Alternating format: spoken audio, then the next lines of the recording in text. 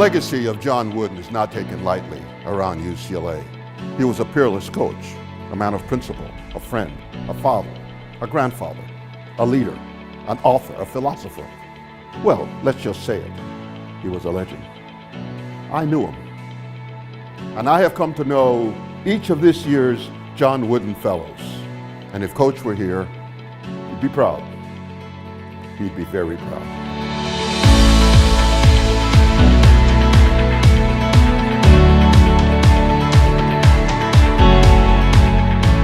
Eric L. Osborne. It's an honor, sir. You had a very interesting life. Let's go talk about it a little bit. Well, I specialize in complex financial crimes, Ponzi schemes, high-yield investment frauds, insider trading. One of my more recent investigations was into a production company called Gigapix Studios. At the end of the day, they raised over $20 million.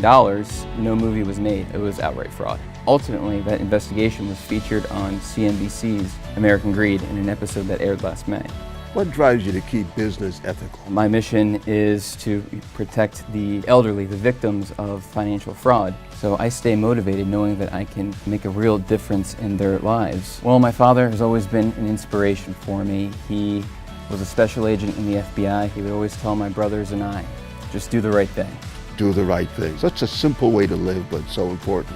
John Wooden, if you were here, he'd be proud to know that you're on the front lines helping America's vulnerable people. Congratulations, Eric.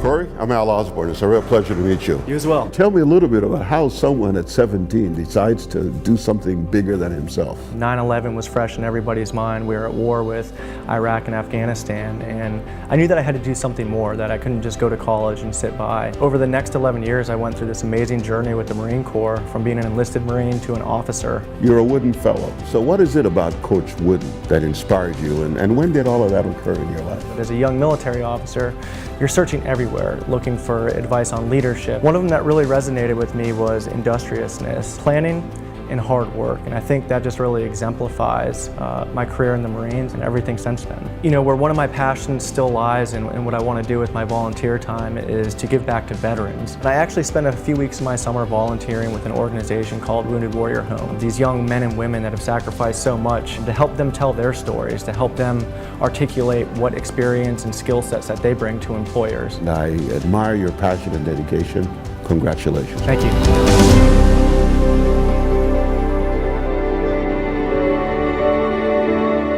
I'm Al Osborne. How are you? I'm great. Thank you so much. Can we sit down and talk a little bit about your life? Sure, of course. Wonderful. Tell me about your background, because everybody is a product of where they came from, and you're from the Bahamas. You know, Baintown, it was a wonderful place to grow up, but also some real socioeconomic challenges. So at 16, when I got the opportunity to go to United World College, it was definitely part of what my mother had been teaching me, to whom much is given, much is expected, and using that opportunity for a greater purpose. Professionally, I had an opportunity to work with the Ministry of Foreign Affairs, and I served in the Foreign Service for 2 years. I've been privileged to meet a lot of great people, a lot of world leaders. Condoleezza Rice, the Queen of England. I'd say Nelson Mandela probably was one of the most formative influences because I met him at such a young age. And there you had your first brush with Yes. leadership. How does a basketball coach, a man by the name of John Wooden, influence a young girl from the Bahamas? Most importantly, this aspect of servant leadership. A great example of that for me, I got the opportunity to work with food producers in Kenya and Tanzania. I was there on the ground meeting these farmers and businesses that were working towards food security in Eastern Africa and making a real change. Having a son, I think, really raised almost a sense of urgency because I wanted this to be a better world for him to inherit. And that's why I'm coming back to Anderson. To whom much is given, much is expected. So girl, I gotta give you a good old West Indian hug. Thank All you right, so congratulations on being a Wooden Fellow.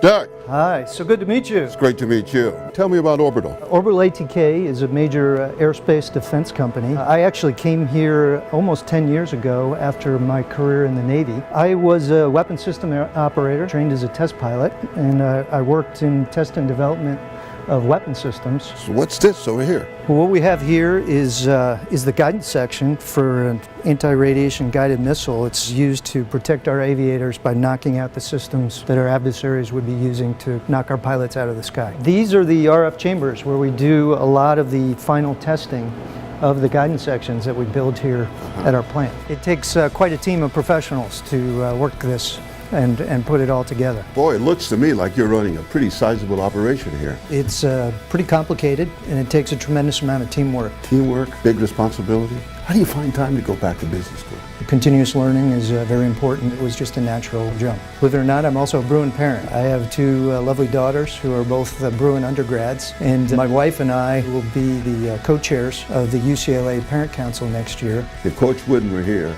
recognizing you for your achievement, he'd say, Doug, that's the right stuff. Congratulations on being a Wooden Fellow. Thank you, Al. It means a lot.